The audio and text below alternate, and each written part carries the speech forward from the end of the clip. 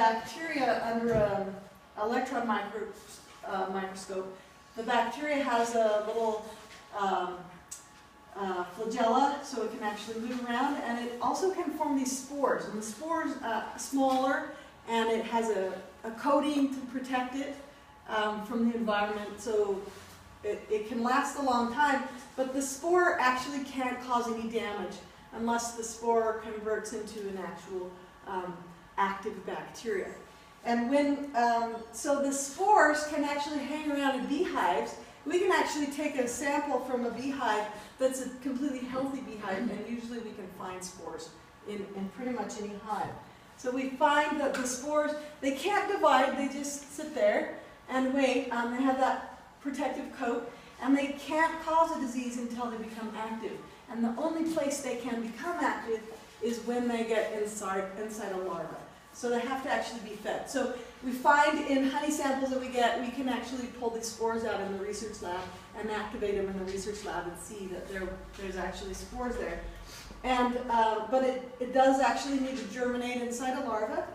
And the interesting thing is that if we look at the digestive tract of a bee, the bee has two stomachs. It has a honey stomach, and then it has like a regular stomach behind that.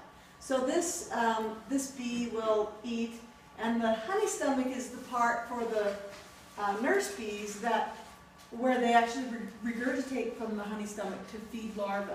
And the other stomach is, there's a little opening in the back of the honey stomach that goes down to the regular stomach for the bee to do its normal digestion.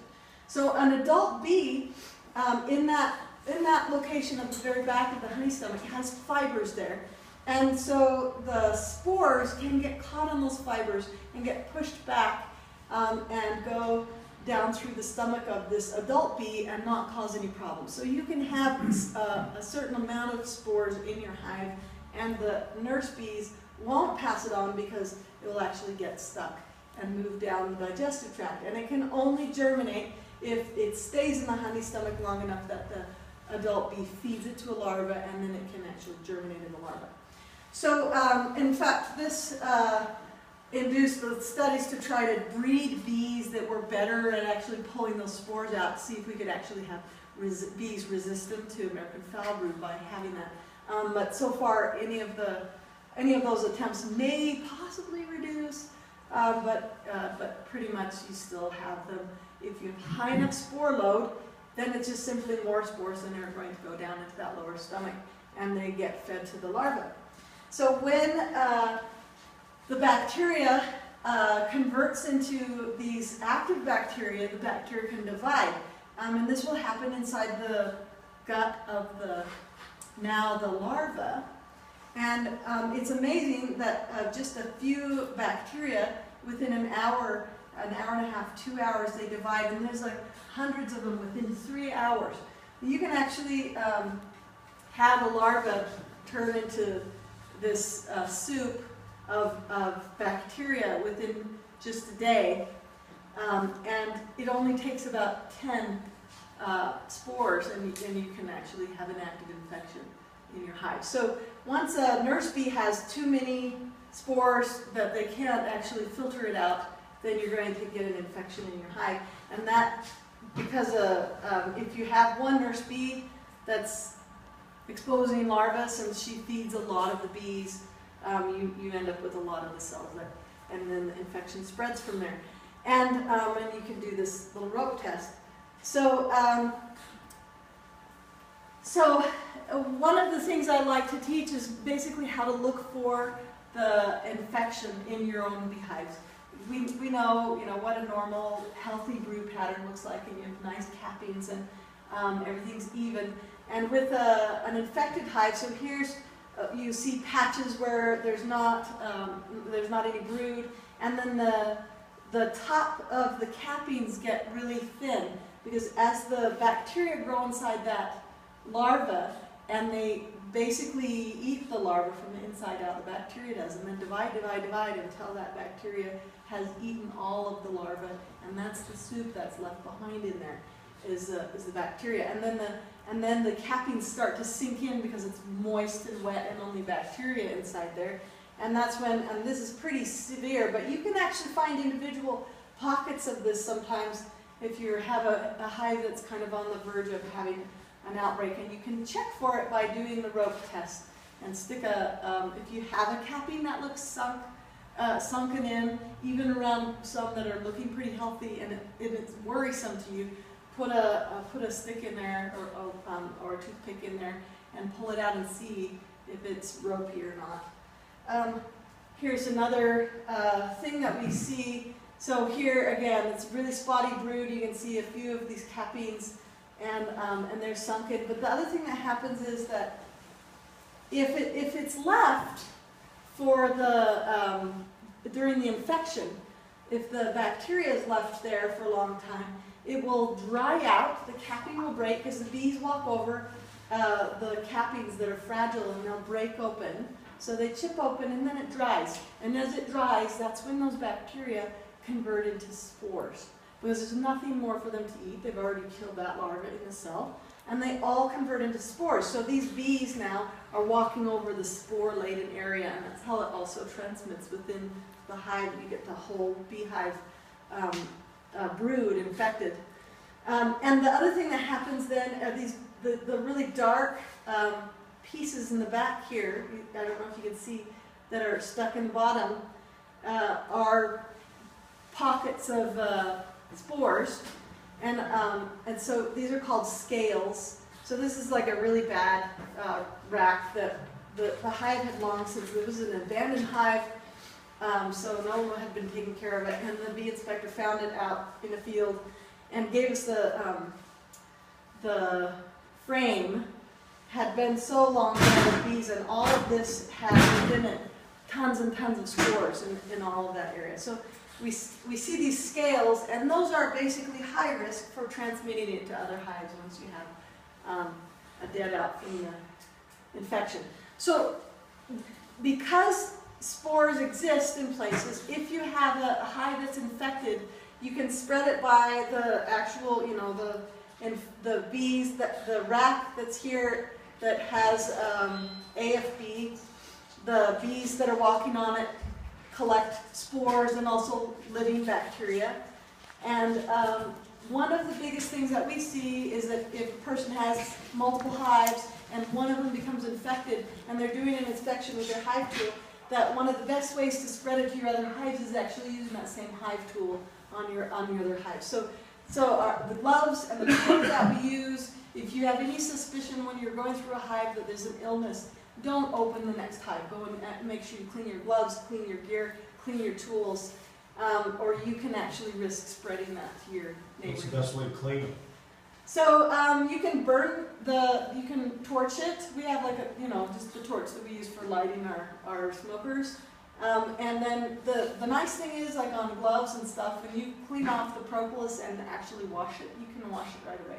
So we routinely take our veils and just take them to our BYU cleaners, and they wash them just in regular. So you can take the hood off and wash that the suit, and then individually submerge, because all you need to do is really get them to come off of there. And you can also use alcohol.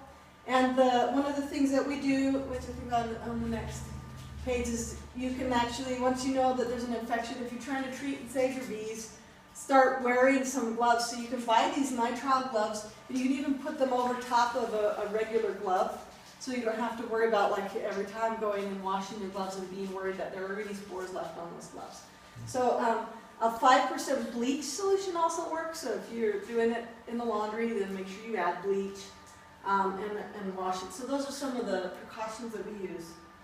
So another way that it gets spread is from bees to bees. So this is why we see, normally even in healthy hives, we'll find spores, because the foraging bees will have, stuck on them spores.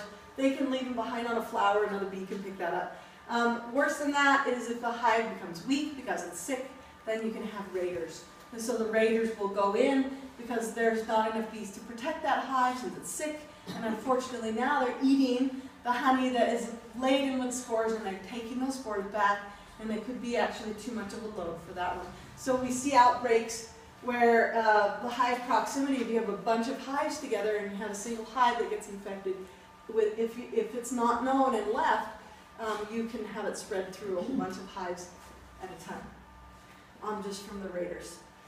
Okay, so yeah, here's the example of torching to clean that with just your propane burner. Also, scrape away as much propolis and wax as you can when you're doing that.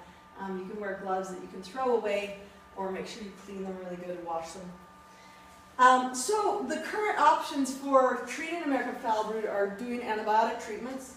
There's terramycin has been the one that people have used for 30, 40 years or whatever. But terramycin, most of the strains of American foul brood bacteria that are currently here in Utah and also throughout the United States are already resistant to terramycin. So if you're doing terramycin treatment, you're probably not actually hitting the current American foul brood that's actually there. Tylan is a more recent antibiotic. It's a slightly different version, very related to terramycin. They're in the same category of antibiotic. And this actually does work so far, but we have seen that there are Thailand-resistant American foul brood strains of bacteria cropping up, which is kind of some bad news because that means at some point in the future, Thailand is also not going to work. One of the other problems with using antibiotics, aside from this resistance, is that there is going to be residue of the antibiotic left in your hive. If you are having to treat for it, usually you put the antibiotic powder in a powdered sugar and sprinkle it over your hive. The bees will go and eat that, and at the same time they'll get the antibiotic. So you can, if it's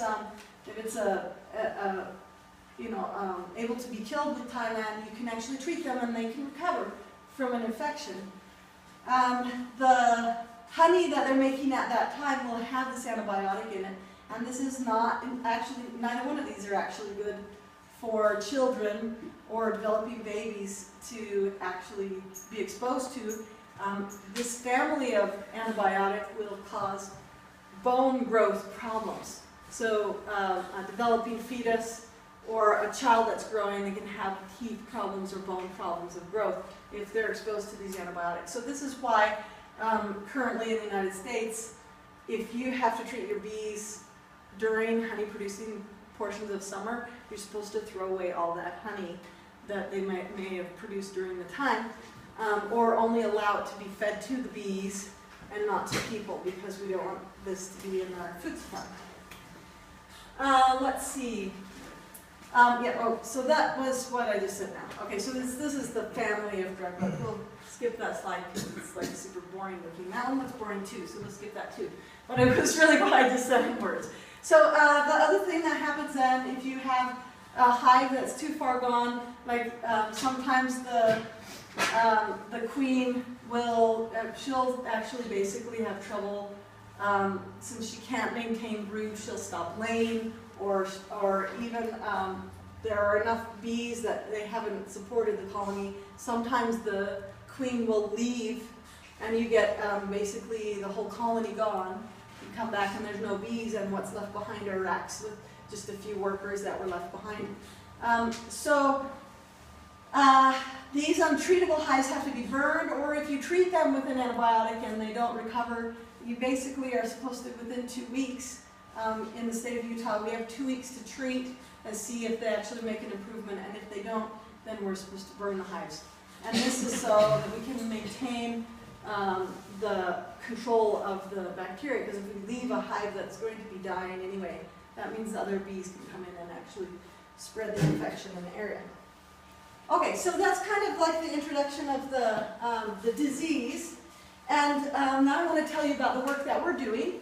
So here's the bacteria, and what we're looking at is called a phage. And a phage is actually a type of a virus, but it will only infect bacteria. So it's kind of dark on this screen, but there's like a head here and a tail.